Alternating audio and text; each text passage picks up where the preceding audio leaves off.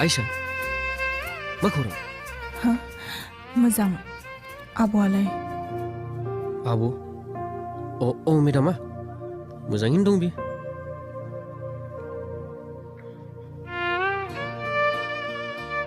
नाथाय नोंनि बे खाफालाव औ आं हाबा जाबाय।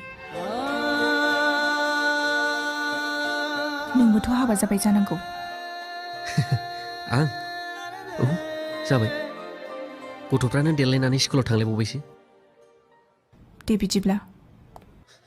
आयशा हा आबैया नैबे आसानखौ नोंनो होनो थिनदोंमोन। नाथाय जेबो नङा लादो।